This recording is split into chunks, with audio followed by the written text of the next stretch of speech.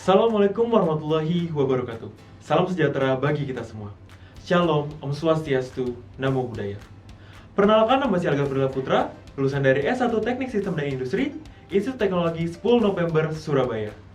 Perkenalkan, nama saya Iksan Givari, lulusan S2 Kajian Wilayah Jepang, Universitas Indonesia. Perkenalkan, nama saya Wiratama Daneswara Sungkono, lulusan S1 Teknik Mesin Universitas Indonesia.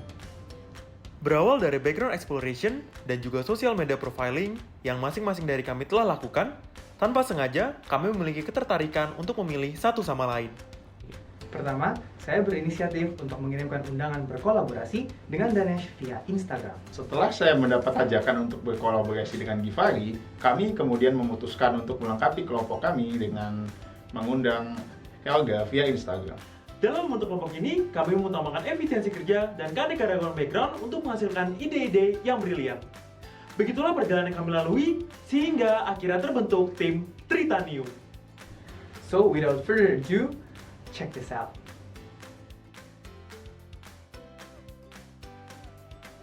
Pesatnya kemajuan teknologi yang ada saat ini sudah merambah ke berbagai sektor, tak terkecuali sektor perbankan.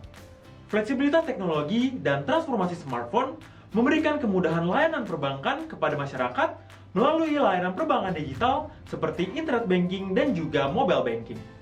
Tidak hanya sampai di situ, kini perbankan di Indonesia sedang marak-maraknya mendirikan unit usaha baru yang dikenal dengan bank digital. Apa sih yang dimaksud dengan bank digital? Bank digital merupakan model bisnis bank yang menjalankan kegiatan usaha utamanya melalui saluran elektronik, terutama mobile banking. Berbeda dengan bank konvensional pada umumnya, bank digital cukup memiliki satu kantor, yaitu kantor pusat, untuk menjalankan kegiatan usahanya secara digital. Nantinya, semua layanan yang ditawarkan oleh bank digital, mulai dari pembukaan rekening, deposit, transfer, dan sebagainya, dapat dilakukan secara online tanpa harus mengunjungi bank.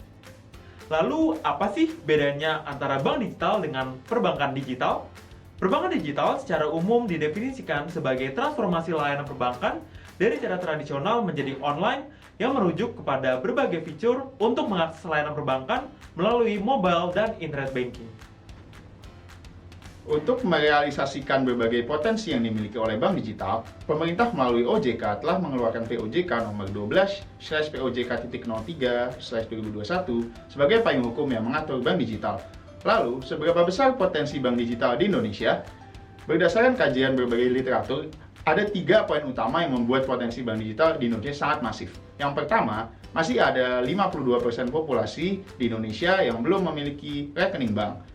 Kedua, masih ada 47 juta penduduk dewasa di Indonesia yang belum punya akses yang layak pada kredit, investasi, dan asuransi. Yang ketiga, tingginya angka penetrasi smartphone di Indonesia pada level 70 hingga 80% penduduk dan didukung dengan ketersediaan layanan 4G di 82% wilayah di Indonesia.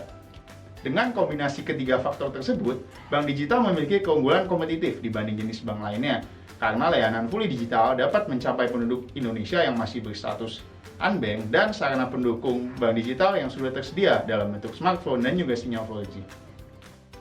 Nah, melihat potensi bank digital yang ada, BRI Group juga sudah mengembangkan berbagai fondasi seperti BRI Brain, sebuah platform berbasis AI and Machine Learning, serta BRI API yang salah satu manfaatnya adalah memberikan nasabah rekomendasi yang sesuai kebutuhan, serta mempercepat proses kredit tanpa tatap muka, seperti Ceria dan Pinang yang menawarkan pinjaman digital dengan bunga terendah dibandingkan dengan layanan keuangan digital serupa.